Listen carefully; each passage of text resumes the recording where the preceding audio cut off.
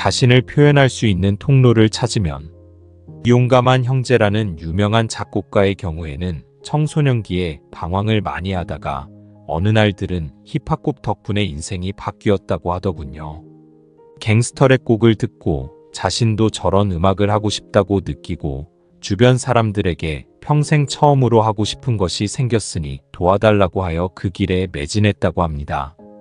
컴퓨터를 다룰 줄도 모르는데 작곡 프로그램을 깔고 사용법을 익혔으며 미디기기 사용 미숙으로 인해 수없이 미디기기 판매처를 찾아갔다고 합니다.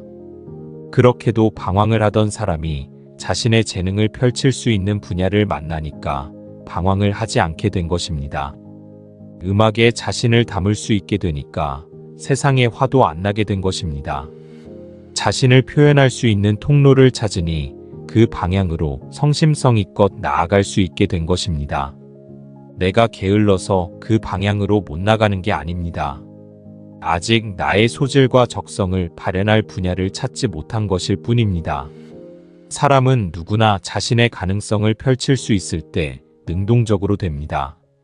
그런데 자신이 재능을 발휘하는 분야가 돈이 안 된다는 이유로 경시하는 마음을 가지고 있으면 재능을 펼치기 어려워집니다.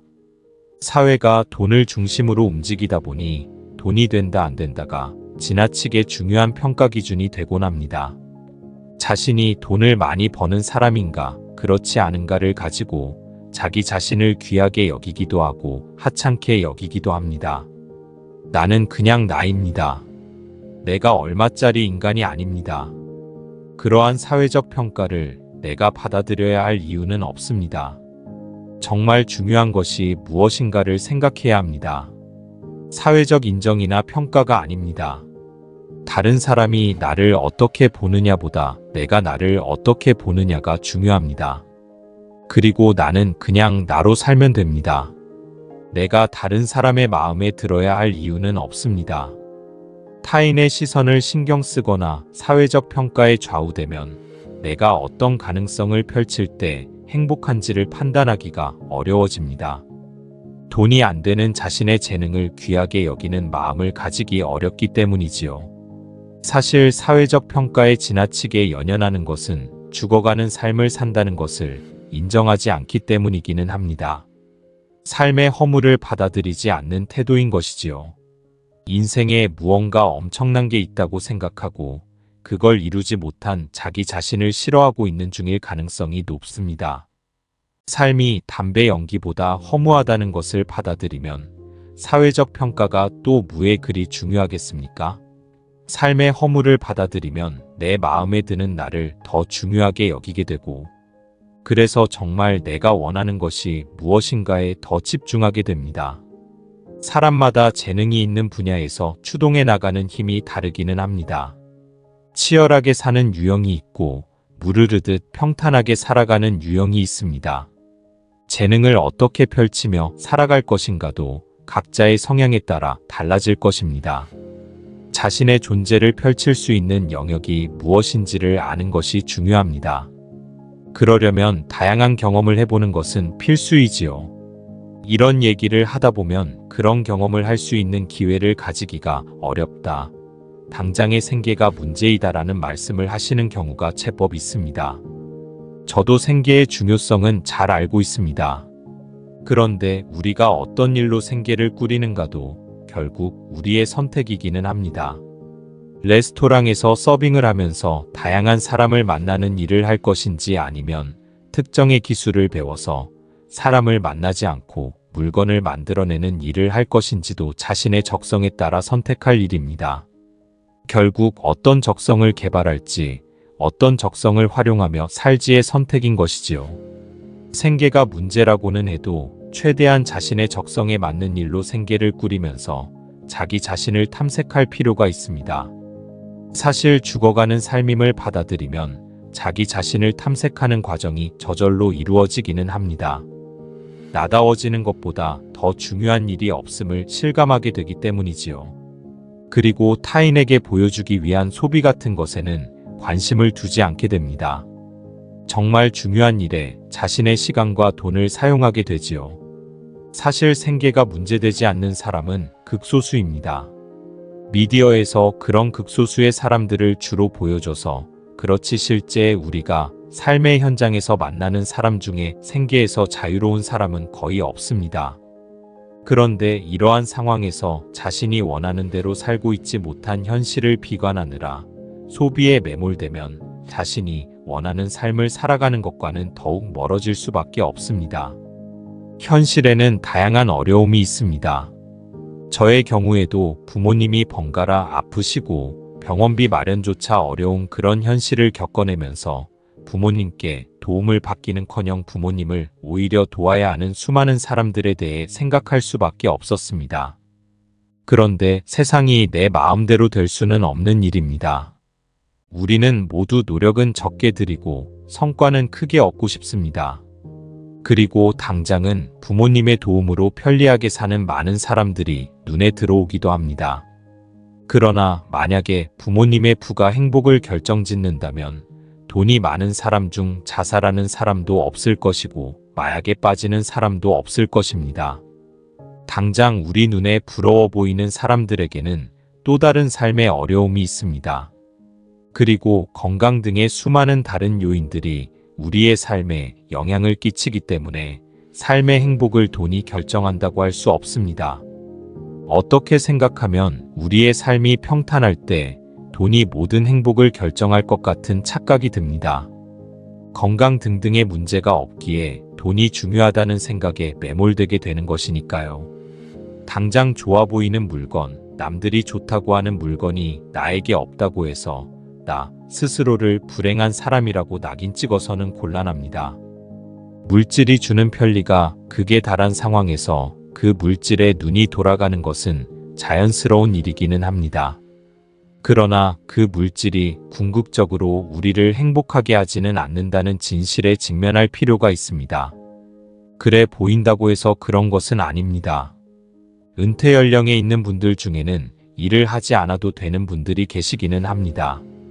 그런데 그분들이 오히려 철학에 관심을 많이 가지십니다. 삶의 무의미에 시달리시는 경우가 많거든요. 물질적으로 풍요로워서 하고 싶은 것을 다 하다 보면 그런 물질적인 것이 채워줄 수 없는 삶의 공허를 느끼게 됩니다. 쇼펜하우어도 인생은 없으면 궁핍해서 힘들고 있으면 권태로워져서 힘들다고 했지요. 물질적인 것에 매달려서는 궁핍해서든 권태로워서든 고통받게 됩니다. 외적인 선택이냐, 본질적인 선택이냐. 그러나 자기 자신을 탐색하는 데 에너지를 쓰다 보면 삶의 무의미에 시달리지 않게 됩니다. 자신의 존재에 맞는 내용의 일을 찾으면 그 일을 하는데 별로 에너지가 안 들게 됩니다. 그리고 삶의 만족도가 높기에 소비에 의존하지 않을 수 있게 됩니다. 사람 중에는 실존적 성향이 높은 사람이 있는 것 같습니다. 현존에 그치는 자기 자신에게 만족하지 못하는 정도가 큰 사람이 있고 그럭저럭 만족하고 살아가는 사람이 있습니다. 실존적 성향이 높은 것이 좋기만 한 것도 아니기는 합니다. 대체로 실존적 성향이 높은 사람은 삶이 평탄해지기가 어렵습니다. 자신이 원하는 것을 찾아가기에 현실적인 어려움을 감당해야 하는 경우가 많아집니다. 경제적인 어려움을 감당하는 것은 쉬운 일이 아닙니다. 실존적인 선택은 조건을 넘어서서 하는 것이기에 다른 사람에게 울림을 줍니다. 그러나 그 선택을 현실에서 실행하고 감당해내는 것에는 많은 어려움이 따릅니다. 삶의 전체적인 만족도는 높을지 몰라도 구체적인 삶에서의 어려움은 많이 감당해내야 합니다. 자신의 실존적 성향이 어느 정도인지를 파악하는 것도 중요한 일입니다. 자신이 원하는 일에는 집중할 수 있는데 자신이 원하지 않는 일에는 도무지 집중할 수 없는 사람이 있습니다. 이런 사람은 실존적 성향이 높으니 자신이 원하는 삶을 살기 위해 포기해야 할 것이 무엇인지를 잘 파악해 두어야 합니다. 만약에 실존적 성향이 그리 높은 스타일이 아니라면 평탄하게 살아갈 수 있다는 좋은 점을 누리면 됩니다.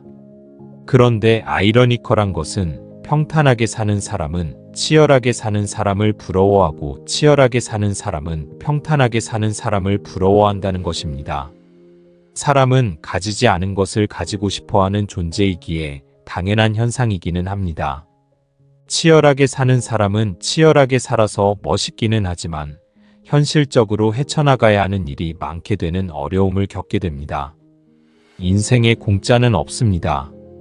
정말 하고 싶은 일이라면 그 일을 잘하게 될 것이고, 그래서 블루오션을 개척하게 될 수도 있습니다. 그렇지만 이는 보장되는 것은 아니고 확률도 높다고 할 수 없습니다. 오히려 진로 문제에서 중요한 것은 결과와 상관없이 과정에서 만족할 수 있는 일이냐 아니냐입니다. 인생의 대부분을 우리는 일을 하며 보냅니다. 그런데 그 일의 내용이 내가 하고 싶은 것이 아니라면 인생이 힘들어집니다. 저의 경우에 책 읽고 글 쓰는 것이 잘 맞습니다. 아마 요리를 하라고 하거나 목공을 하라고 했으면 이렇게 끈덕지게 하지 못했을 것입니다.